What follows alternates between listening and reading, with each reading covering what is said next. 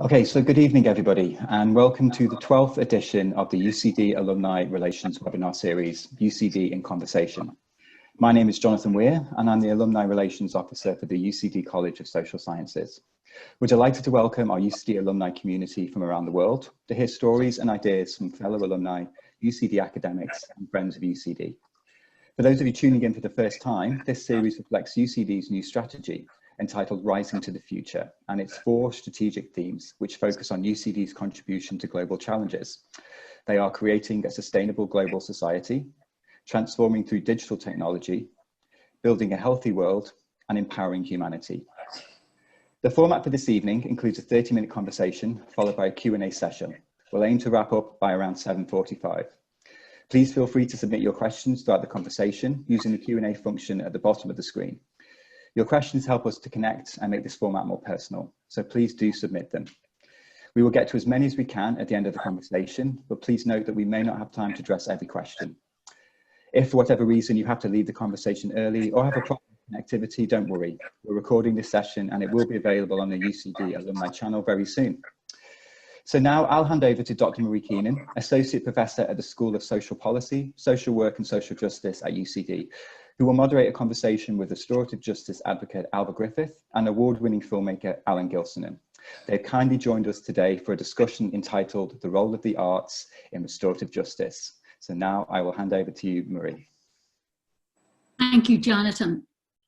You're very welcome, everybody. And my name is Marie Keenan, as Jonathan said, from the School of Social Policy, Social Work and Social Justice in UCD.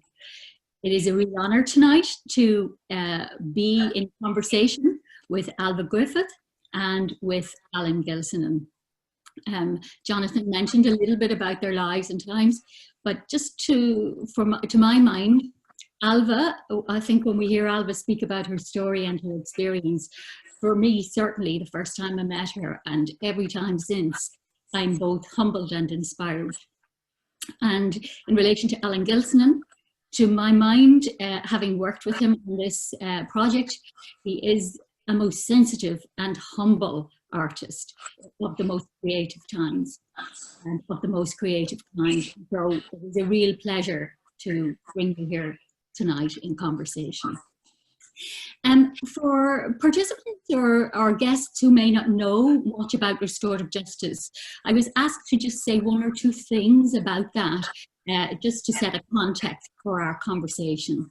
And so basically, restorative justice is kind of, it's a way of bringing together victims and offenders in dialogue, really with 2 purposes primarily, I suppose. One is to try to heal the harm following the impact of crime on victims. And the second is to work towards integration and acceptance and inclusion rather than exclusion and marginalisation. And both of those are the aims of restorative justice. Now, restorative justice draws a lot on the capabilities and capacities of victims in facing the offender, if you like, but it also draws on the capabilities and capacities of offenders to show up and to respond to the questions and the statements that victims have to bring to them. And in that way, it is a process that requires quite a bit of preparation, but it is often known in restorative circles that in such dialogues does really miracles occur.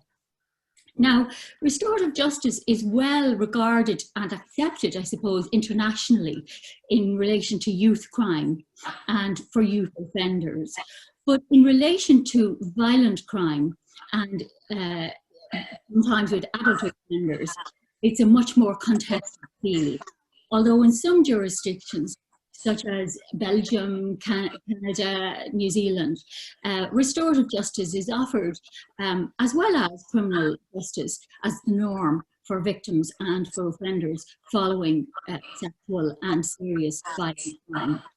So there are multiple methods of restorative justice.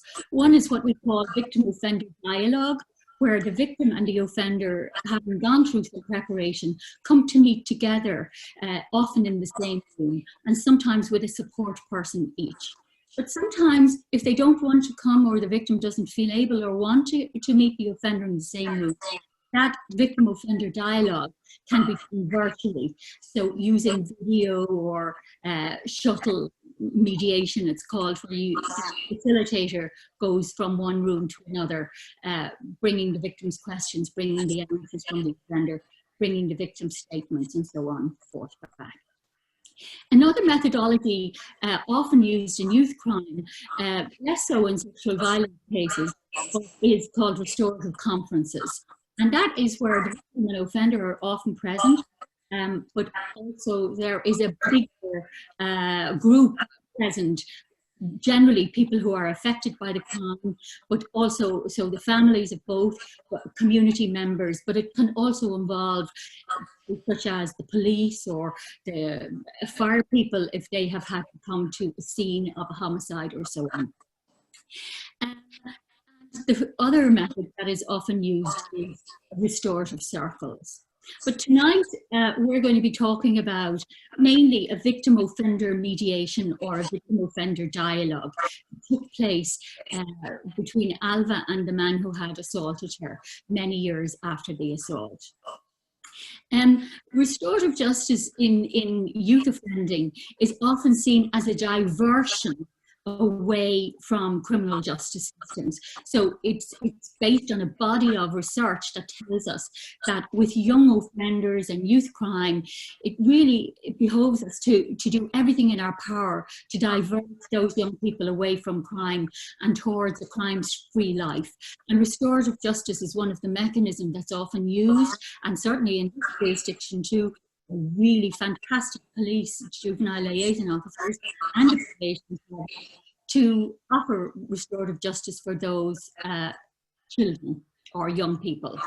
And that is often called that is called offender-initiated dialogue. But when it comes to serious crime, and certainly to violent crime and to sexual violence, we don't talk about offender-initiated dialogue. We more prefer to focus on victim-initiated dialogue. And that is where it is really the primary focus of the dialogue is the victim, although, as I've said, we are interested in the offender and in trying to help him move on in his life.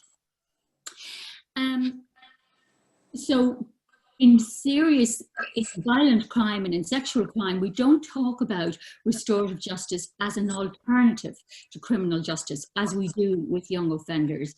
We talk more about restorative justice as part of a hybrid justice, if you like, response to victims and to offenders.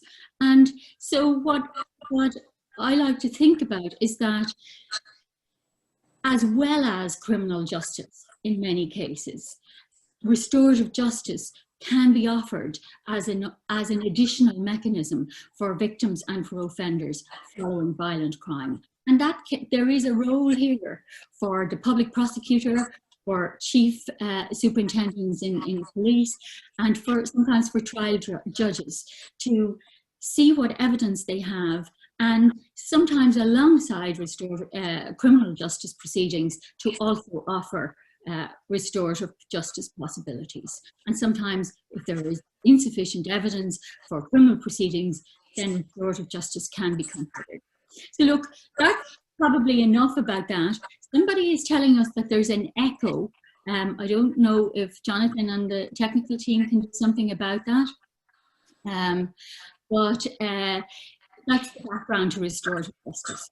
So it is a really great pleasure tonight to introduce Ailbhe Griffith. And I'm going to ask Alva a couple of questions, and then I'll move to Alan, and then we'll have a three-way dialogue about the issues that brought all three of us together as we kind of soldier on, so to speak, in our respective areas of life and work. There's still an echo I'm hearing. If everybody could turn their audio off, then apart from Alva and Alan and myself, that might help. Or maybe Alan, if you turned your audio off while I'm talking with Alva, and then that might help. So, Alva, this is graduation week in UCD, and lots of students, including my own, are graduating. And with a life full of hopes and dreams ahead of them. Sure. And I'd like to take you back to your the summer you graduated in 2005. Maybe you would tell us a little bit about hopes and dreams at that time. You had studied for a BCom in UCD, and what you were hoping for, and what you were looking forward to, and what life was like for you, and what happened to you in the summer of 2005. Sure, absolutely. Thanks, Marie. Yeah, just as you mentioned, I mean, I was probably a very typical student at that time. I kind of wrapped up my final exams in May of 2005 with great ambitions. I suppose, like every student, I was very interested in new experiences. And my plan, I suppose, once I finished the exams, was to work a little bit during the summer, earn some money, and basically travel over to California and just enjoy some time traveling around, really. So I was, in that respect, every typical teenager. So as I mentioned, you know, I wanted to earn some money to go traveling, so I just took a job in a bar, actually, in Dublin city centre, again, like many students, and I had done so kind of the summers previous as well. And I basically used to, because I used to work late in the night, the easiest way for me to get home was public transport. In some respects, it was kind of a door-to-door service, because I didn't have to walk far to the bus, and I didn't have to walk far from the bus. So I suppose, you know, that was a consideration for a lot of people working late into the night. They kind of figure out how to get home. But I had that typical sense of invincibility that I think a lot of young people have, and certainly to that point up in my life, I would say I had certainly never experienced serious crime. I did have my handbag snatched one time, but that was about it. So yeah, it all just compounded my sense of invincibility. And then, you know, I've been working for a couple of weeks, up until the month of July. And I had been going home most nights, very minimal problems, certainly nothing I couldn't handle. And then just one particular night, I got on the bus, I was traveling home, and one individual got on after me, and I just saw him standing in the middle of the bus, and he came and then sat beside me. And I had, to this date, been in a situation before where I'd kind of felt uncomfortable in someone's presence on public transport. That's not kind of an unusual thing for most people, I'd say. And, you know, so I didn't think really anything of it. But I did get a sense that he was looking in my direction quite a bit.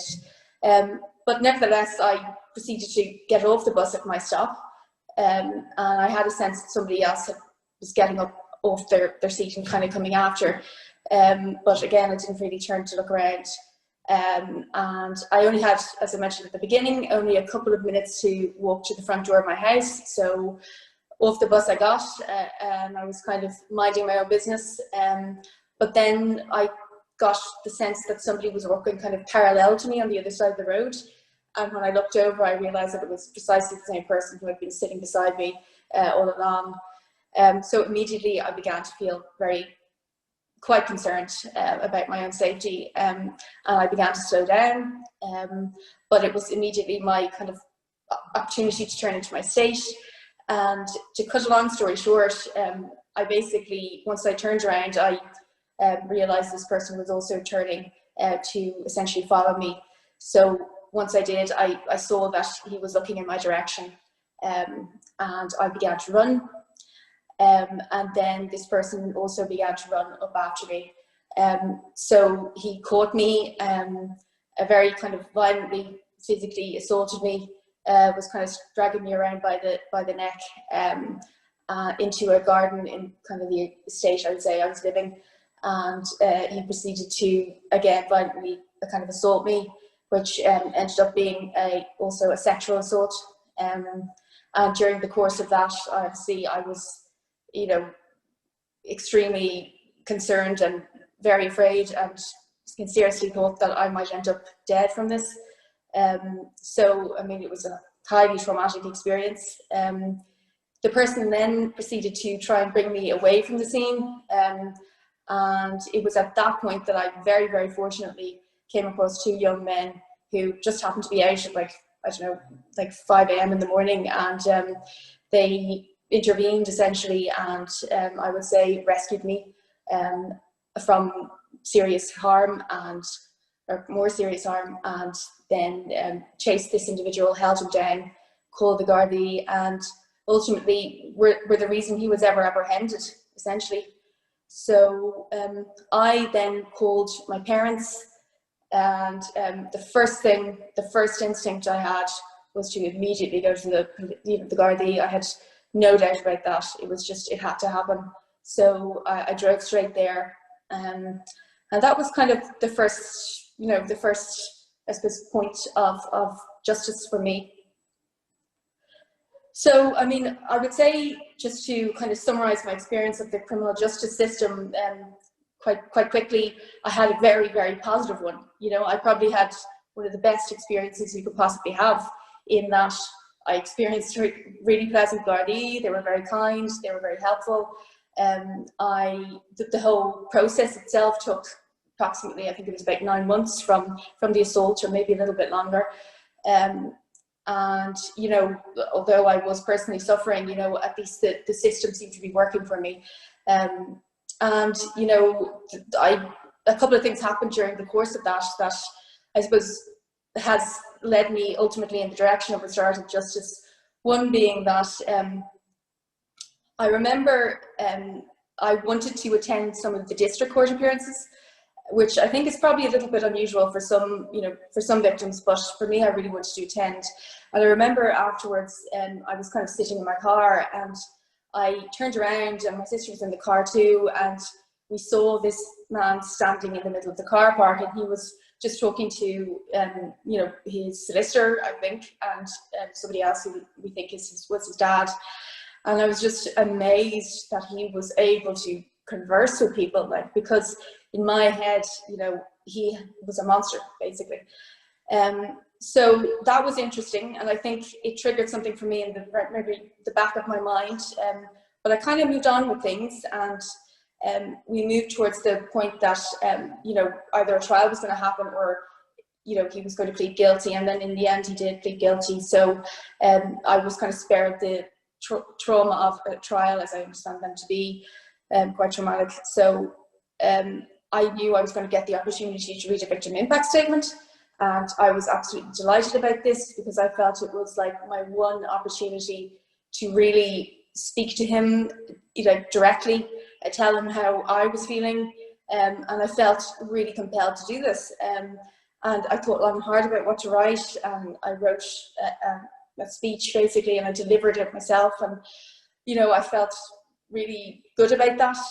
But one thing that struck me was that, again, I was sitting, you know, at the top of the court, and the judge was beside me, and this man was in the far right-hand corner of the room, and his eyes were planted on the ground, and there was no sense of him acknowledging me as a human being at all. So he was essentially able to block that out. So I did get some benefit from it. I wouldn't ever, I think it's a great thing, but you know, once he'd gotten the sentence, and I was also happy with that, I felt definitely a huge sense of vindication and validation that, like, this wrong had been done unto me. But, you know, I got the sense that although everybody else thought justice had been done, there was something else for me that just hadn't yet happened, you know, and I wasn't sure, excuse me, at that point what it was, you know. So thanks very much, Alva, for letting us in on this little part of your life, or very big part of your life. And you got on with your life then. You did a little bit of therapy, you did the mindfulness, you did lots of things, and you went on in your life to have new experiences and so on. travel and everything else. But something kept coming back to you about, you told me you kept fantasizing or thinking about sitting face to face with this man. Some would call it confronting him, some would call it challenging him, some would call it meeting him. Can you tell us a little bit about that and how you actually came then to trying to source, if you like, a meeting with this man? Sure, absolutely. So I moved abroad for a while, you know, and as you mentioned, trying to get on with my life as kind of best I could. And to a degree, you know, I felt I had moved kind of ahead. But once I moved back to Ireland, I started to get the feeling back again, you know, and I was also aware that he was going to be kind of released from prison. And one thing that I probably hadn't kind of mentioned before was like when he was being released from prison, people around me started to get very concerned. And for instance, I remember my parents buying me a personal alarm. They didn't buy any of my 4 sisters a personal alarm, but they bought me one. And this just compounded this deep sense of, like, it was coming from a good place, but it compounded this deep sense of disempowerment, that no matter where I was always going to be afraid of him. And, you know, I was always going to be, I suppose, his victim, like at the mercy of, you know, if I happened to cross him on the street, you know, I would be fearful. And I kind of felt like, you know, that kind of raised a lot of kind of anger for me. And I imagined kind of confronting him and kind of saying things that I've been thinking about for a while, and, you know, what it might feel like to say that to him. And I remember talking to different family members about that, and, you know, most of them kind of looked at me as if I had 5 heads, thinking it was the worst idea imaginable. But, you know, one of my sisters said to me, you know, that's interesting, Alva, because that's actually a thing called restorative justice. And it was the first time I'd ever heard that word, you know, or those 2 words. And she said that she found out about this by virtue of, you know, her studying to become a social worker, and she'd seen a documentary on a woman based in England who was raped and had a restorative meeting, and she actually attended your lecture on that. So she actually said to me, do you know what you should do, Ailbhe, if you really feel strongly about this? You contact Marie Keenan. And I did feel strongly about it, so I contacted you, and I think that was in 2013 at some point. So that is what led me, and basically we met. I kind of during that meeting, I think I just outlined my story and basically what I felt I wanted to do. And once I left that room, you know, I felt this is actually something that I really want to do. And Alva, could you just tell us what you wanted to, I know you did have the meeting because I was there and so on, but just for our participants in our conference tonight, in our webinar tonight, can you tell us what you hoped from this meeting, what you wanted to achieve, and did you achieve it? I mean, what I ultimately wanted to get from this meeting, and was something that I referred to earlier on. I just had this deep sense of disempowerment, and it just kind of was part of my everyday. And I instinctively felt, and I don't know where it came from necessarily, but I just felt if I sit in a room with him, that will diminish.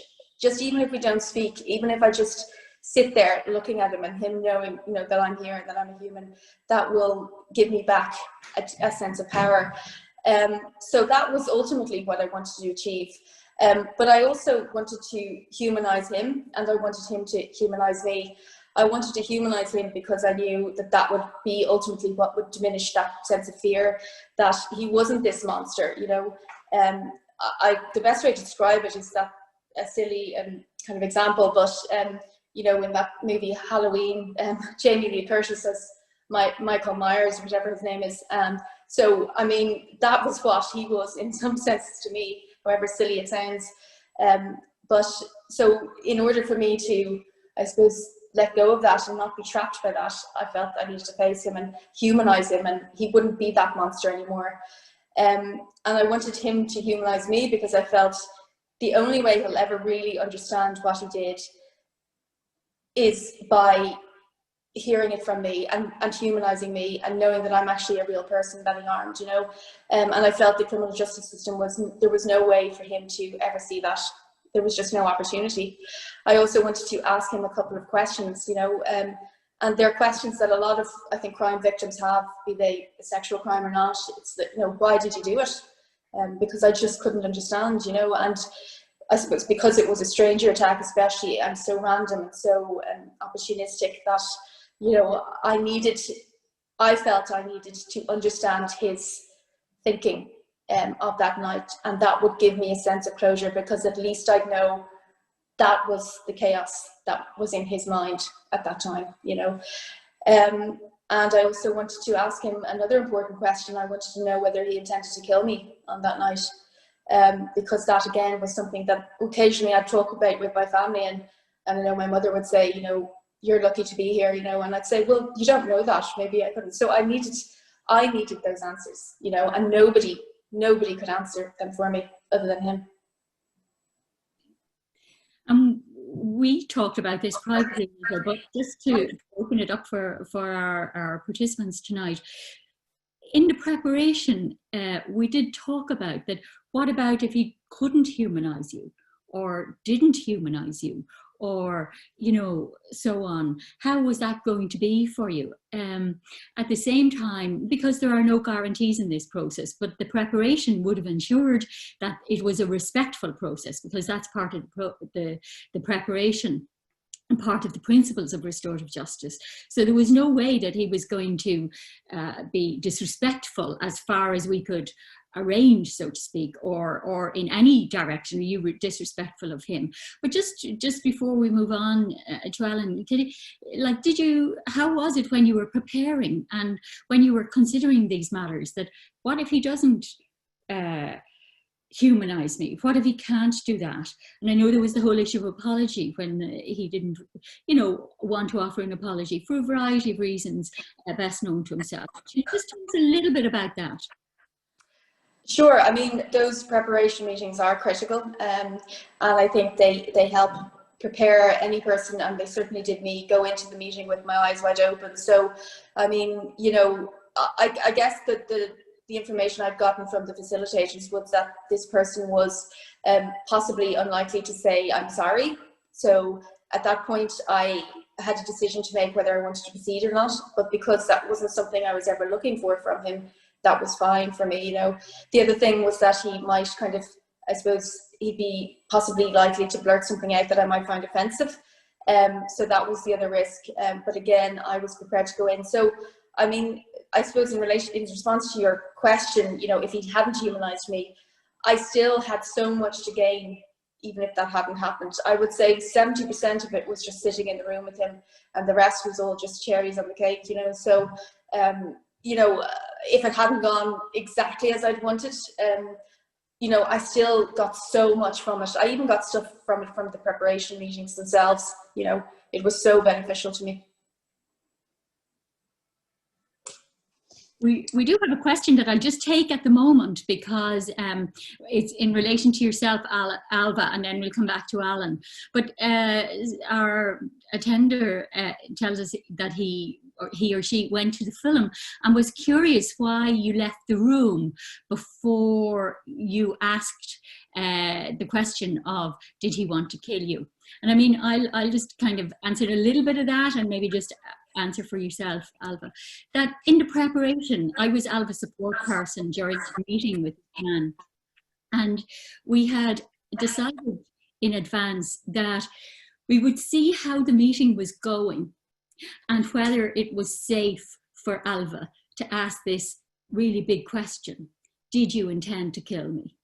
And we decided that what we would do, as is often happens in restorative meeting, that we would ask for what's called a timeout, so that Alva and I could go outside the room, and all participants are able to do this by asking for timeout. So Alva and I asked for timeout so that we could go outside the room and consider, is it safe? Do we think we'd get an honest answer? What do you think? And Alva obviously was the boss on this.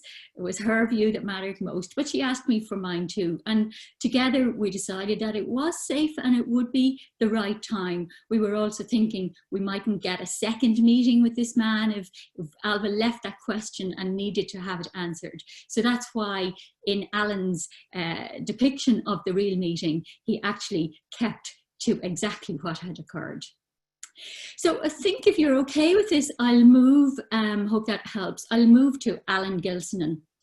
Alan, you are an award-winning writer, film director, documentary maker, and we all, I can speak for myself, but I'm sure for many of our participants tonight, you have brought great gifts to our screens and television and so on. And what draws you to a story? Or what draws you to a script, and what drew you to restorative justice first, and then to Alva's story in particular? Can you tell us about that? Well, Marie, thanks for your kind words. I think a lot of the time it's instinctual. A lot of the time people think you analyze things and think, oh, that's an interesting subject, that there's some sort of sociological investigation. But usually it's either an instinct or a curiosity or you're personally drawn to something that you hear about. And I think I've made some films in very sensitive areas, but I think that's where life exists. That's where the truth of life comes out when we are at the edge of our experience, as indeed Alva was. What drew me to this story in particular was you, Marie, in some ways, but I had previously made a film about the psychiatrist Ivor Brown with producer Thomas Hardiman, and through a series of kind of almost coincidental steps, we met with you and then later with Alva, and heard, what seemed to me quite a remarkable story. An amazing transformative moment in Alva's life, just in that meeting. And I had some vague knowledge of restorative justice, but I think like most people, I didn't know what it was. And I remember just literally when I heard the story of the meeting, which Alva's touched on here, but when I heard it in detail, I just immediately, without thinking really, thought that's the film. And that the film would be the meeting as it was and nothing else, which I obviously realized dramatically was risky. And then I suppose the second thing was that it was so remarkable in the detail, the moment by moment of Alva's experience with the man who attacked her, that the drama was in the truth, actually. Often when you hear something is based on reality or based on a true story, this is not based on Alva's story. This is as close as we could possibly make it to the truth. And the reason for that was that the truth in itself was remarkable. And down to, somebody asked about the time yourself and Alva left the room. And even in the film, there is literally a 3-minute hiatus in the middle of the film where everybody in the room stands around waiting for Alva and yourself to return. So I really felt that that the power of this remarkable tale lay in really what happened, not in me bringing some sparkly, dramatic dust to it. Yeah, and two words that you've mentioned jump out for me immediately, and the first is intuitive. Your intuition takes you to stories, or takes you to, and the second is the honesty and truth, and like the intuitive, that is for me the beauty of the arts, that you work with intuition and you can bring out multiple layers to the complexity of life that me and others in academia and policy and so on, we're much more constrained by language. But in that, and that's what you do beautifully, but in that there is also a great power for the director not only in how the characters are portrayed in words, but also in the screenshots and the camera angles and the poses and the settings. Could you talk a little bit about that in relation to managing very sensitive topics and the power of the director? Well, it's that old truism, with power comes responsibility. And I think particularly when you're making a film that's based on a true story or on reality, and I've made documentaries, obviously, in areas of mental health and death and all sorts of challenging subjects. But even in a drama like this, that you have to, I feel there's an ethical responsibility to be true to that person. Any filmmaker is entitled to make any film in any way. But if you're going to say to Alva, please trust me, I feel your story is worth telling, then I think you have a duty to try and tell that honestly.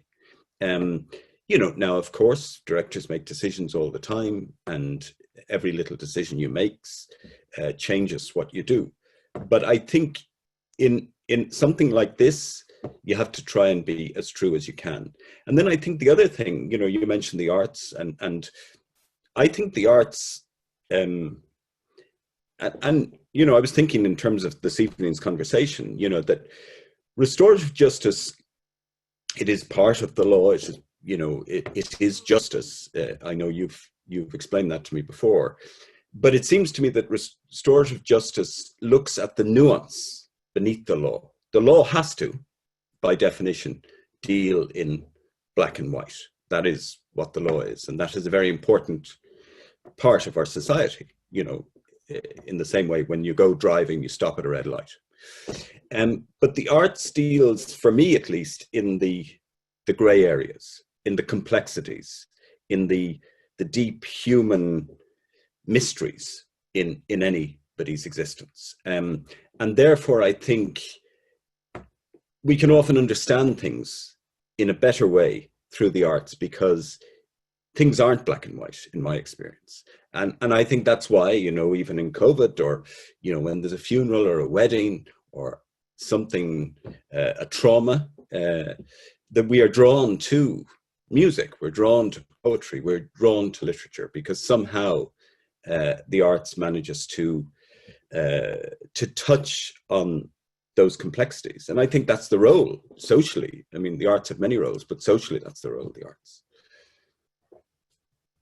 Yes, I couldn't agree more. And it's like, certainly in this current times, I suppose we should give a nod in the direction of so many creative artists and musicians and so on, who in COVID world are just left waiting.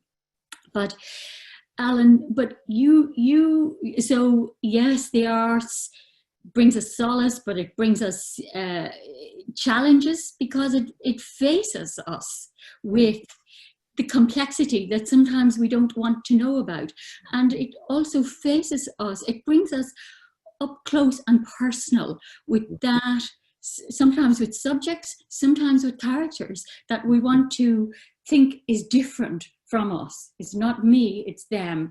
We other, what Nils Christie called othering, and social distance. And the more we can keep someone and something and some subject socially distant from us, the less we have to think about the complexity. And you did that in this film, and you do it in all of your work. But you took a real risk in this one, in asking Alva and myself, then me playing a very small role, to actually play ourselves. Can you talk to us about that? Because I know you had cast for these roles, particularly Alva's role. And then I get this call from Tomas to say, Alan is thinking, would it be ethical to ask Alva to play herself? Can you talk to us about that?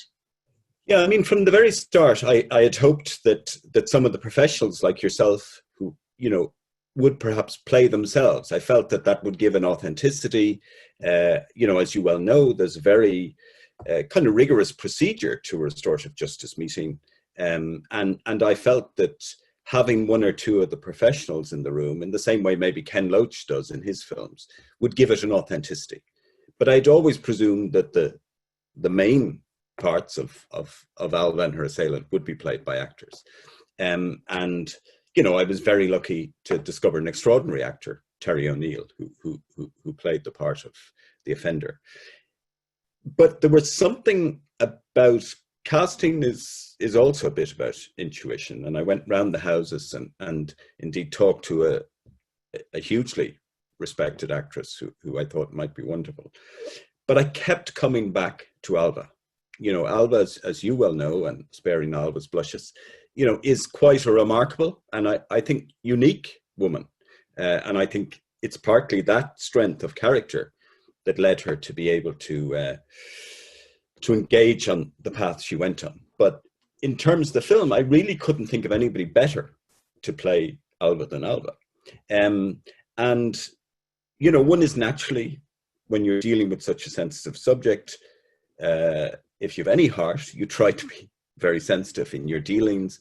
You know, I'm very aware that in retelling a story, whether it's in drama or documentary, you know, there is a danger of re-traumatizing somebody.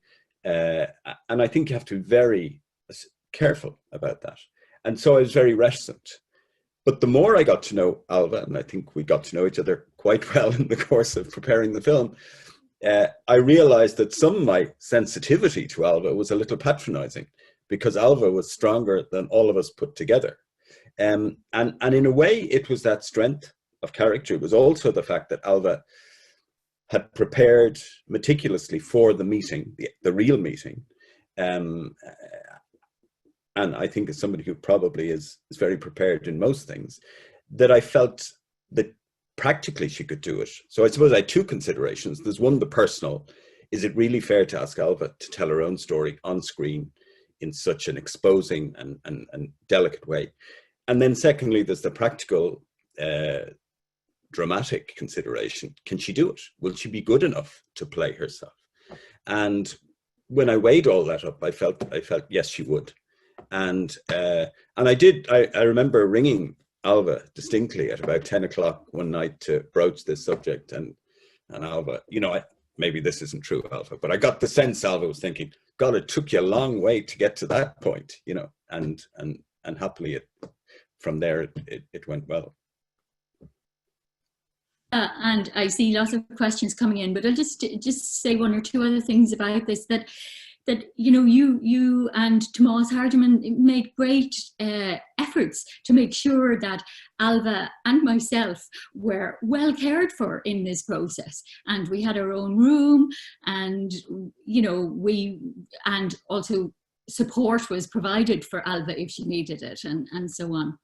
And I really appreciated, and I think I won't speak for Alva, but I really appreciated that you brought the cast and crew together for a reading in the weekend before we started filming, because you were aware of the sensitivities involved and so on. Would you just say a minute about that? And then I want to come to people's questions, because that was really important for us, Alan, and we were grateful for it.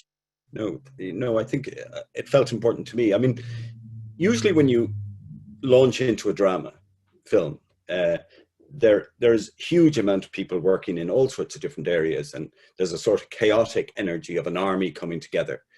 And often I think people tumble into it from their departments.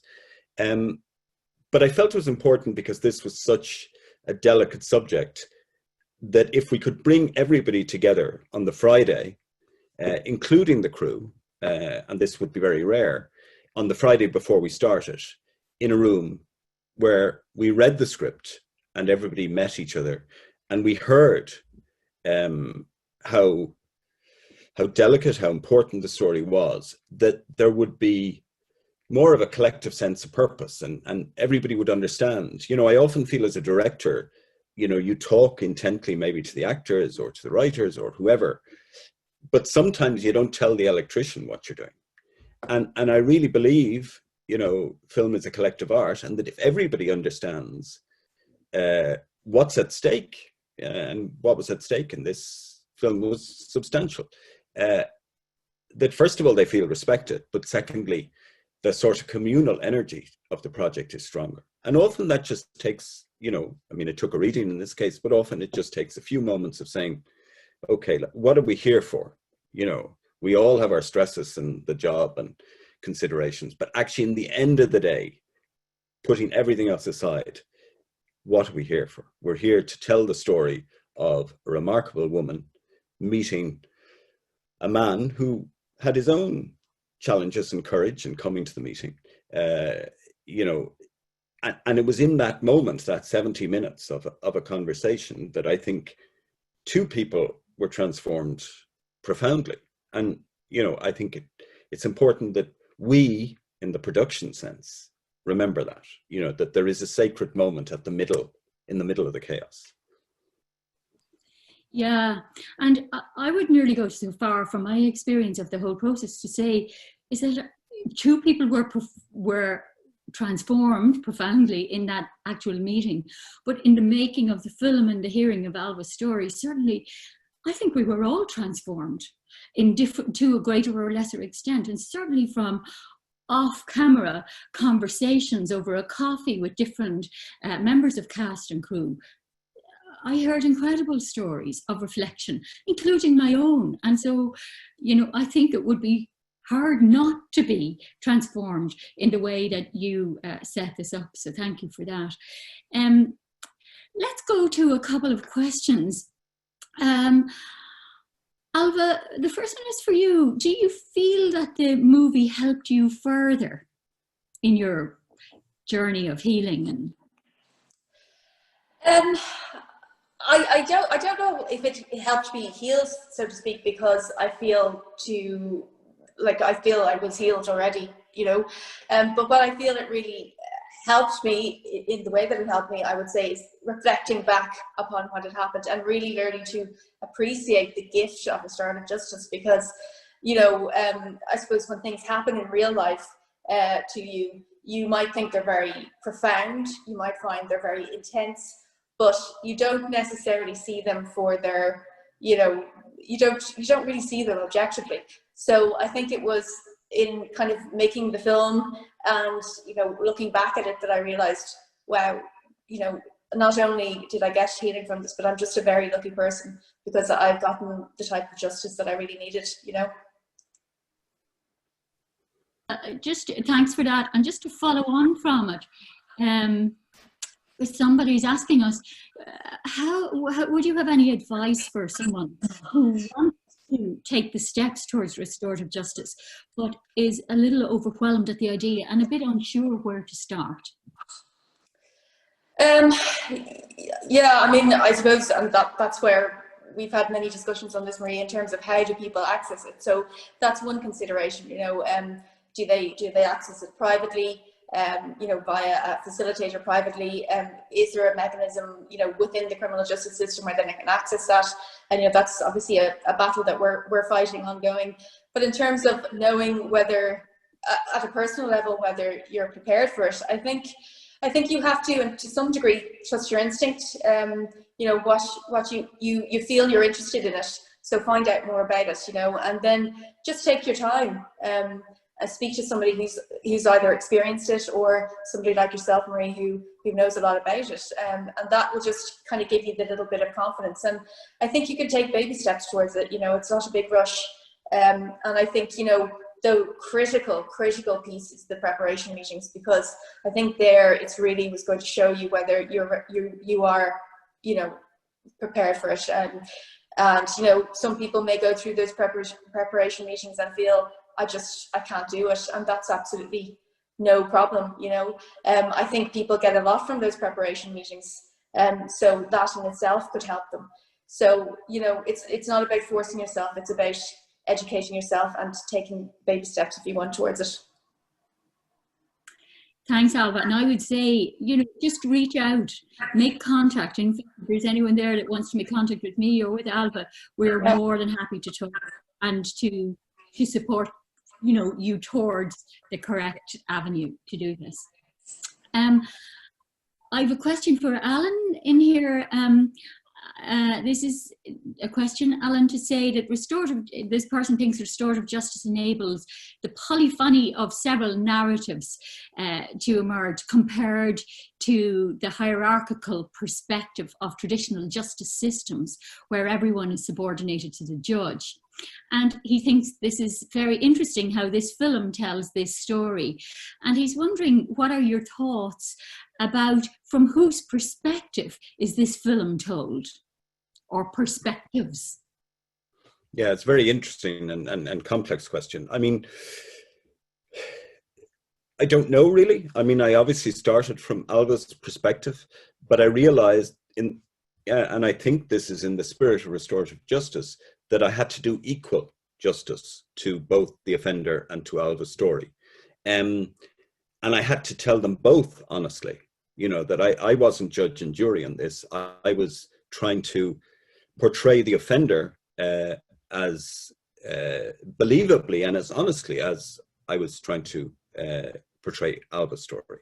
Now, Alva was easier because Alva had very clear notes. She had a very clear understanding of what she wanted to say and would say. Are we still on? I seem to think, have we frozen or? Yes, no? You're still here, Alan? Okay, still sorry, something froze, so I thought.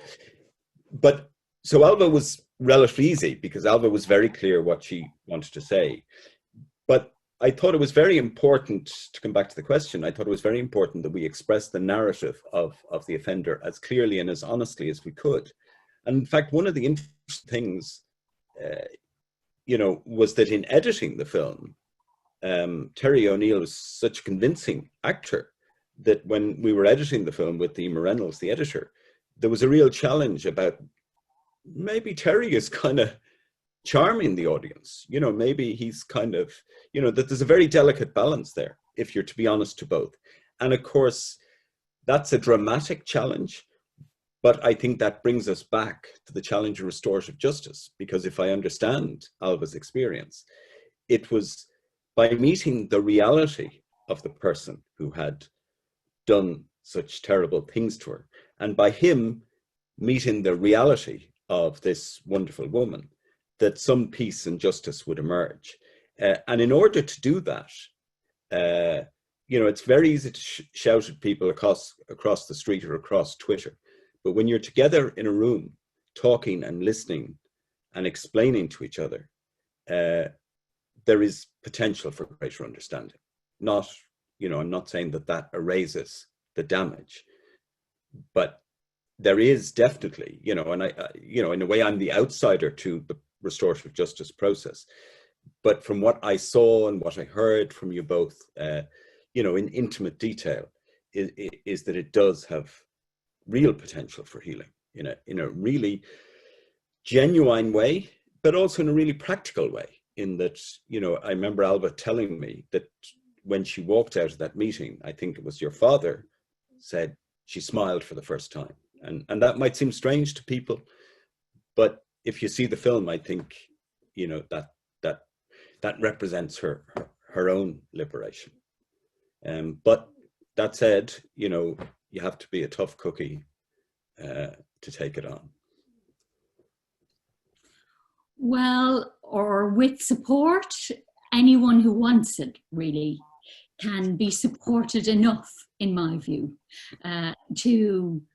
to make this a possibility for them. So I would say, whether you feel weak or strong, you know, let's get the support scaffolded around you so that this possibility can be there for you. Jonathan, have we time for one more question or two? Or are we? We can take one more, I think, Marie. We can take one. Just for one more. Yeah, I think it would be worth talking. There's a question here about, is there any element of revenge on the offender in this process? So I'll take a little on that, and then I might maybe ask Alva for a comment on that. Restorative justice is a respectful process.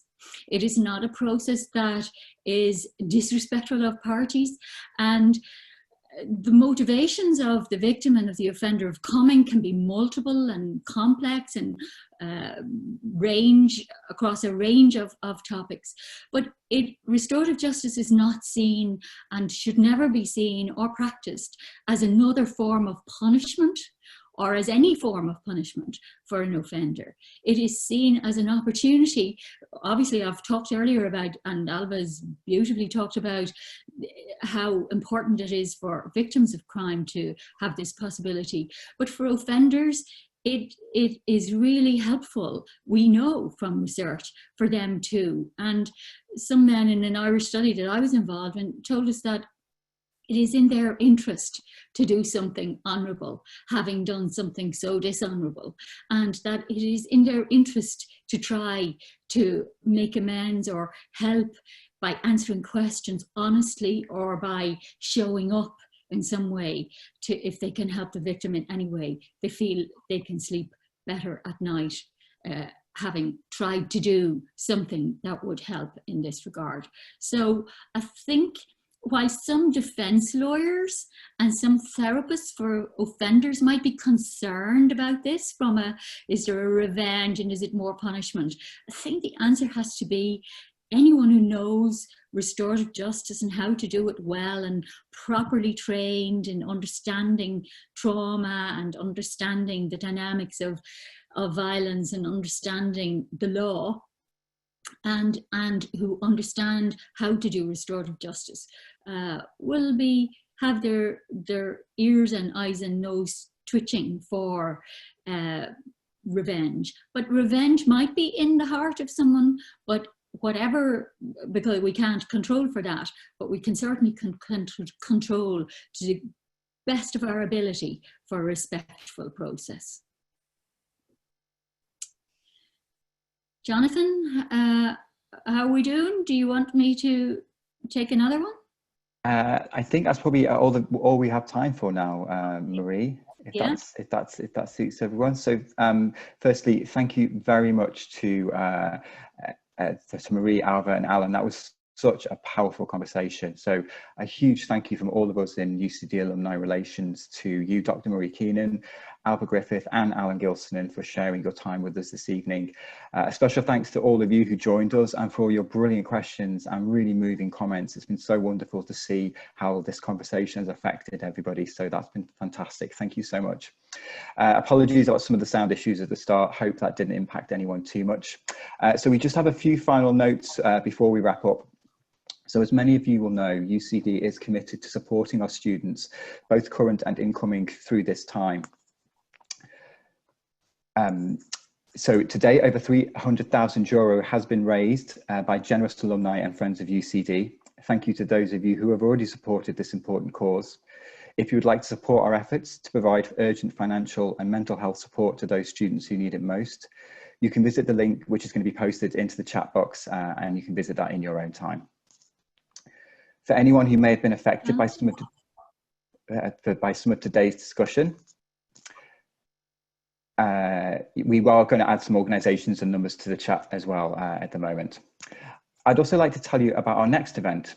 This year, for the first time, we unfortunately can't be on campus for the Golden and Diamond Jubilee reunion with the UCD class of 1960 and 1970. However, we will still be marking the milestone virtually with a special episode of UCD in Conversation on Thursday, 17th of September at 7 p.m. Tune in to hear some special guests from both classes reminiscing and telling stories about UCD at that time, a time in which there was a lot going on with the move to Belfield, student protests, and some extremely lively L&H debates every Saturday night in Earlsfort Terrace. Hear from Una Claffey, Mary Finley-Gagan, Breed Rosny, Coleman Pearce, and Diran Nivreen, among others. The link for the Golden Diamond Jubilee is going to be read in the chat conversation now to register for that conversation. And finally, we would be delighted to hear your suggestions for future conversation topics. Simply email alumni@ucd.ie to let us know.